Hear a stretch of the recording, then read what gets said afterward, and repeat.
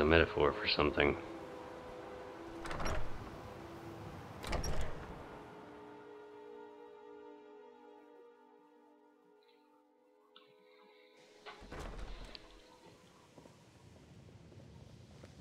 Now I'll show you to your quarters.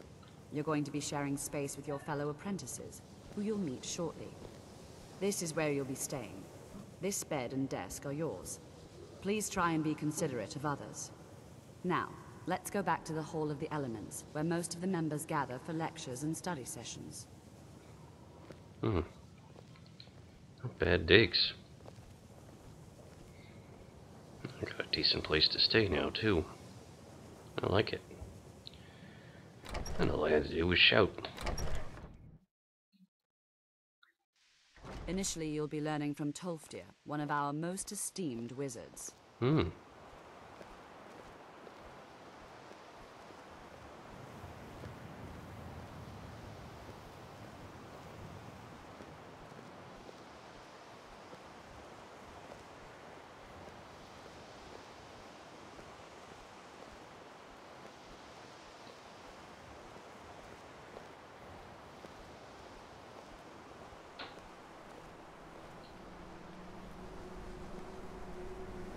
Tolfdir is likely already addressing the new apprentices. Go on in, and if you have any problems, let one of our senior members know. Alright then.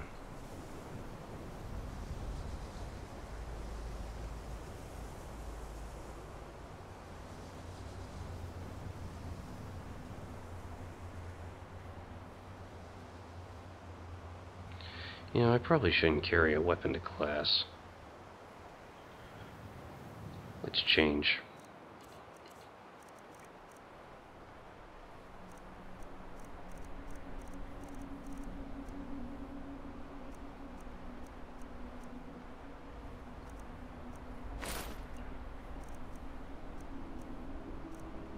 Where did I put those clothes? Here they are. I think I could... Yeah, I think I'll keep the hood on, actually. It's cold.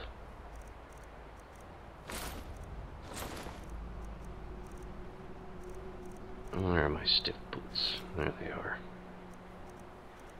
Got that, got that. I think I'll just keep my silt stabber by my side. They're not exactly what I'm used to, but it'll help me stay a bit warmer, I think. And it doesn't look bad.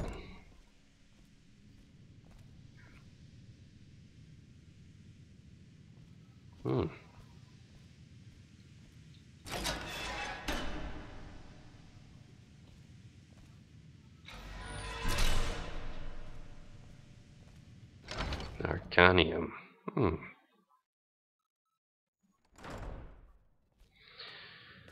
wonder when I'm gonna let people know that I really don't know very much magic at all.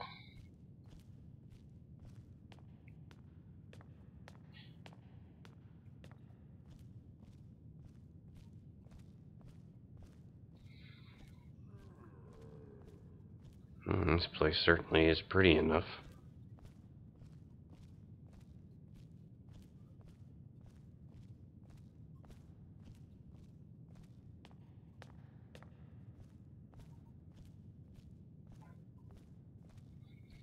Hello.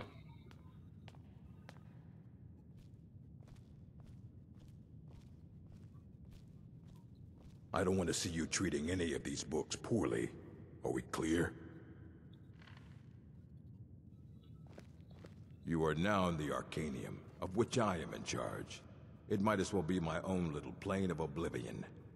Disrupt my Arcanium, and I will have you torn apart by angry Atronachs.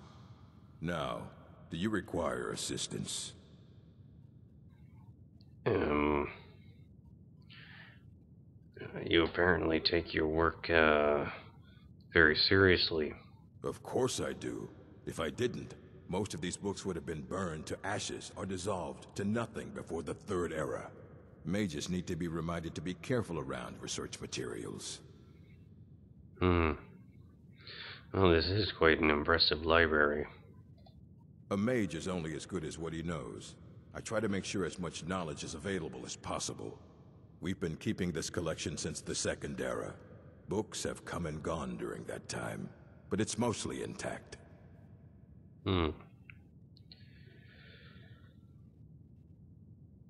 So, are there any special books you're looking for?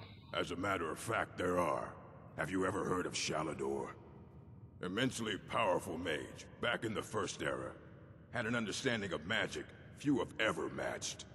He holed himself up in Labyrinthian, and devoted all his time to research and study. But more than you would imagine possible. Since then, his writings have been scattered all over Skyrim, but are little use to anyone who can't translate them. I'm one of the few who can. I've heard whispers of more of his work having turned up. If you can track it down, it may prove useful to all of us. I'll definitely keep an eye out. Is there any college business I can assist with? If you're feeling adventurous, I'm always looking for someone to procure valuable books from some more dangerous locations. I'm always ready for some adventure. Well, all right. Here. I scribbled down the last place I'd heard about. Check it out, but be careful. Will do. So, do you actually sell anything here? Assorted books, scrolls. I'm sure you'll find something useful. Oh, that's good to know. Wow, quite a few books, actually. I don't think I have anything you'd be interested in.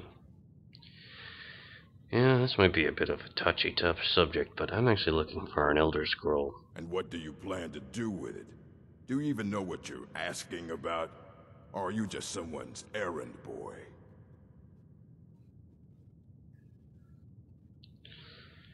Of course I do. Do you have one here? You think that even if I did have one here, I would let you see it? It would be kept under the highest security. The greatest thief in the world wouldn't be able to lay a finger on it.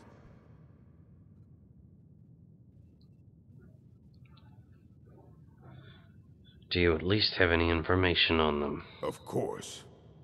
I'll bring everything we have on them, but it's not much.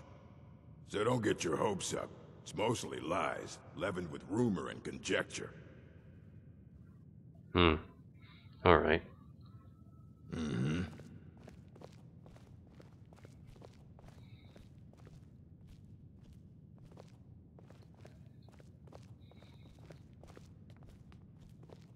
Here you go. Try not to spill anything on them. All right. Effects of the Elder Scrolls and ruminations on the Elder Scrolls.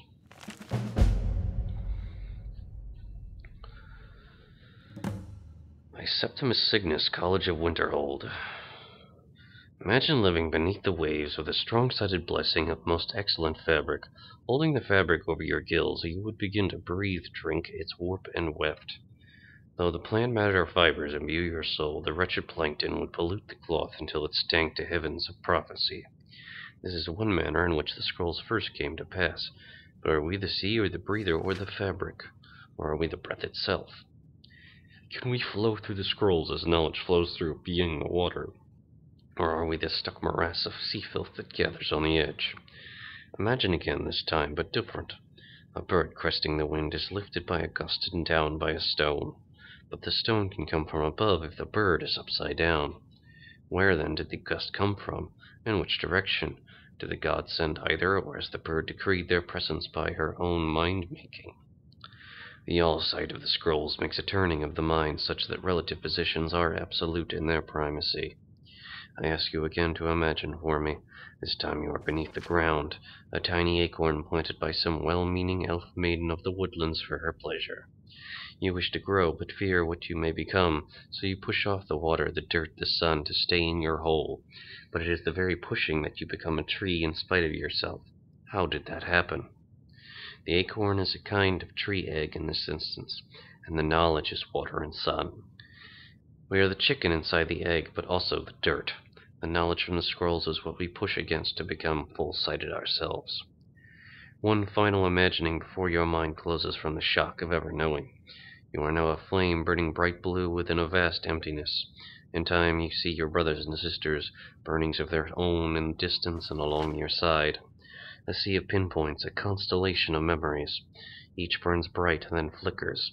Then two more take its place, but not forever, lest the void fill with rancid light that sucks the thought. Each of our minds is actually the emptiness, and the learnings of the scroll are the pinpoints. Without their stabbing light, my consciousness would be as a vast nothingness, unknowing its emptiness as a void is unknowing of itself. But the burnings are dangerous, and must be carefully tended and minded, and brought to themselves, and spread to their siblings. Ugh. Interesting. Effects of the Elder Scrolls. It is widely known among scholars that the Elder Scrolls entail a certain hazard in their very reading. The mechanism of the effect has at present been largely unknown. Theories of hidden knowledge and divine retribution were the subject of idle speculation with little investigation. I, Justinius Paulinius, have undertaken to thoroughly document the ailments afflicted by the Elder Scrolls on their readers, though a unified theory of how they manifest continues to elude me and remains a subject for future study. I have grouped the effects into four, finding that the avenue of experience depends largely upon the mind of the reader. If this is unclear, I hope that a proper dichotomy will lay it plain. Group the first, the naifs, for one who has received no training in the history of or nature of the Elder Scrolls. The scroll itself is effectively inert. No prophecy can be scried, nor knowledge obtained. While the scroll will not impart learning to the uninformed, nor will it afflict them in any adverse fashion. Visually, the scroll will appear to be awash in odd lettering and symbols. Those who know their astronomy often claim to recognize constellations in the patterns and connections, but no such conjecture is possible to further investigate, since the very nature of this study necessitates unlearned subjects. Group the second, the unguarded intellects. It is to this second group that realizes the greatest danger from attempting to read the scrolls. These are subjects who have an understanding of the nature of the Elder Scrolls and possess sufficient knowledge to actually read what is inscribed there. They have not, however, developed adequate discipline to stave off the mind-shattering effect of having a glimpse of infinity. These unfortunate souls are struck immediately, irrevocably, and completely blind. Such is the price for overreaching one's faculties. It bears mentioning, though, that with the blindness also comes a fragment of that hidden knowledge. Whether the future, the past, or in the deep natures of being is dependent on the individual and their place in the greater spheres, but the knowledge does come. Group the third, mediated understanding. Alone in Tamriel, it would appear that only the cult of the ancestor moth has discovered the discipline to properly guard one's mind when reading the scrolls. Their novitiates must undergo the most rigorous mental cultivation, and they often spend a decade or more at the monastery before being allowed to read their first Elder Scroll. The monks say this is the initiate's own protection, as they must have witnessed many unguarded intellects among their more eager ranks. With appropriate fortitude, these readers also receive blindness, though at a far lesser magnitude than the unguarded. Their vision fogs slightly, but they retain shape, color, and enough acuity to continue to read mundane texts. The knowledge they gain from the scroll is also tempered somewhat. It requires stages of meditation and reflection to fully appreciate and express what one saw. Group the fourth, illuminated understanding. Between the previous group and this one exists a continuum that has at present only been traversed by the monks of the ancestor moth. With continued readings, the monks become gradually more and more blind, but receive greater and more detailed knowledge. As they spend their waking hours pondering the revelations, they also receive a further degree of mental fortitude. There is for every monk a day of penultimate reading, when the only knowledge the Elder Scroll imparts is that the monk's next reading shall be his last. For each monk, the penultimate reading comes at a different and unknowable time. Preliminary work has been done to predict the occurrence by charting the severity of an individual monk's blindness, but all who reach these later stages report that the increasing blindness seems to taper with increased readings. Some pose the notion that some other, unseen sense is in fact continuing to diminish at this upper range, but I shall leave such postulations to philosophers. To prepare for his ultimate reading, a monk typically withdraws to seclusion in order to reflect upon a lifetime of revelations and appoint his mind for reception of his last.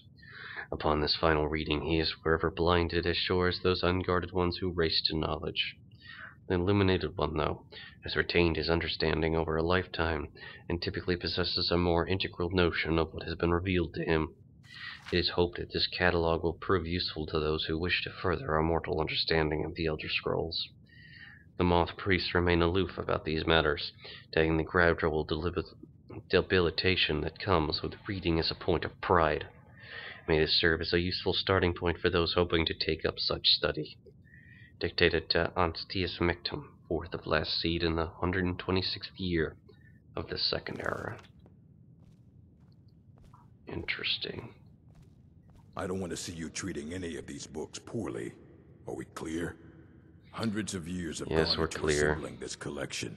It's going to stay pristine, understand? I understand. You know, that Ruminations book is a bit incomprehensible, I have to say. Aye, that's the work of Septimus Cygnus. He's the world's master of the nature of Elder Scrolls, but, well, he's been gone for a long while. Too long. Where did he go? Somewhere up north, in the ice fields. He said he found some old Dwemer artifact, but well, that was years ago.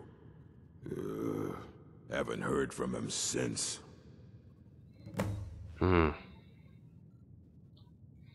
Interesting. Well, we're probably gonna have to go find him then. He's the one that knows about it. Though I honestly wonder, talking with him, whether I'm gonna be able to discern anything at all, considering the nature of his writing. And even if he is still alive, the way he wrote, it just makes my head hurt. We came from the stairway. Oh, that goes outside.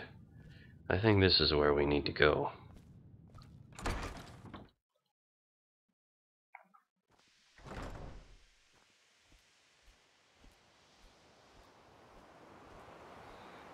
Oh, we're on the parapet here. Well, we might as well go for a jog.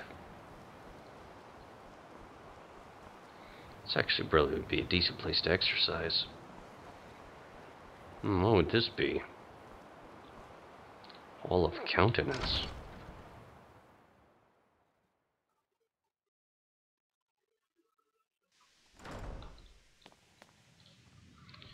I don't need to run indoors.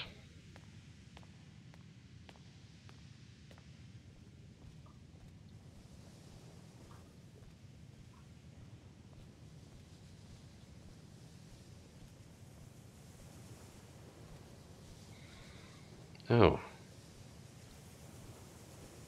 This is the, part of the living quarters. Some of these rooms do look rather nice. And they have an arcane enchanter over there.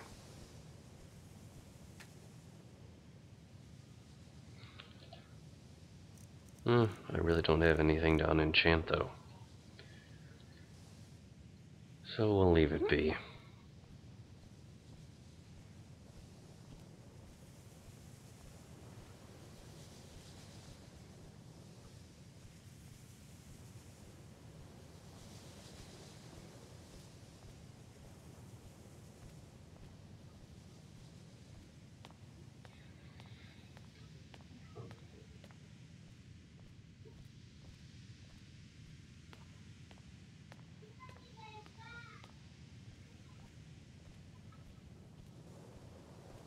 Let's keep going down. What is that? The midden. And the stairway ends here.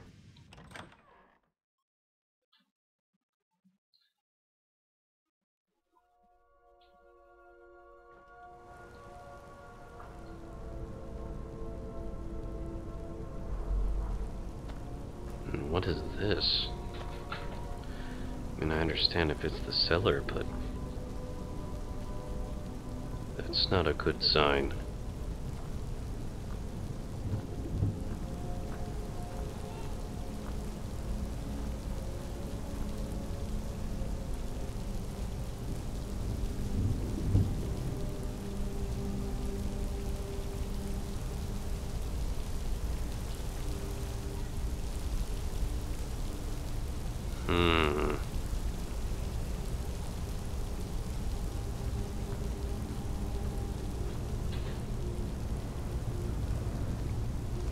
I'm going to start moving quietly.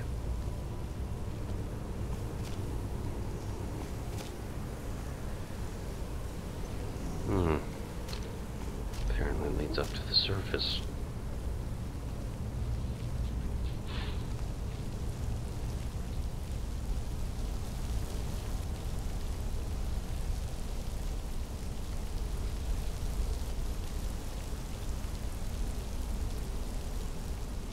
What remains?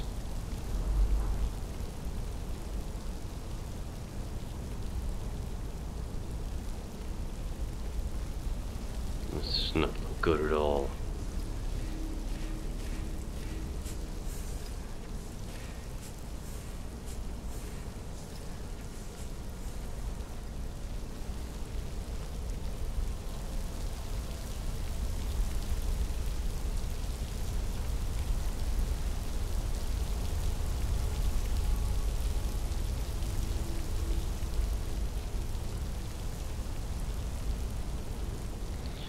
Anyway, we don't belong down here. Now this is certainly something to keep note of. Perhaps I'll come down here later.